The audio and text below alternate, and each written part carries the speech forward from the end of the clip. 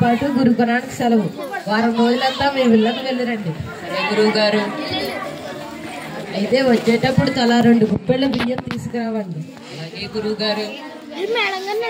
అయితే ఒక షరతు, మీ ఇంట్లో వారి కంట పడకుండా బియ్యం తీసుకురావాలి. అర్థమైందా అందరికి? చెప్పినట్లే చేస్తాం.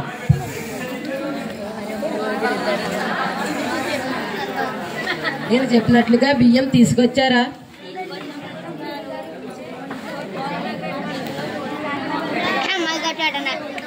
అందరూ తీసుకొచ్చారు కానీ నువ్వు ఒక్కడివి ఎందుకు తీసుకురాకపోయా? ఎవరు చూడకుండా తీసుకొని రాలేకపోయాను గురువు గారు. అదేమిటమ్మా, మీరంతా తెచ్చారు కదా.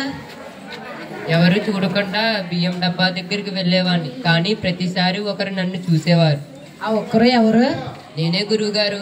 అవునండి, నా కంట్లో నేనే పడేవాడిని కాబట్టి బియ్యం తేడం సాధ్యం కాలేదు. చూసారా శిశువులు, దీన్ని బట్టి మీకు ఏమర్థమైంది? ఎవరి కంట్లోనూ పడకుండా తప్పు చేసినా మన కంట్లో మనం పడతాం కాబట్టి, ఎవరి కంట్లోనూ పడకుండా తప్పు చేసినా మన నుంచి మనం తప్పించుకోలేమని అర్థమైంది గురువు గారు. ఈ మంచి విషయాన్ని మాకు తెలియజేయడానికి మీరు చేసిన ఈ పని మేము ఎప్పటికీ మర్చిపోలేము గురువు గారు.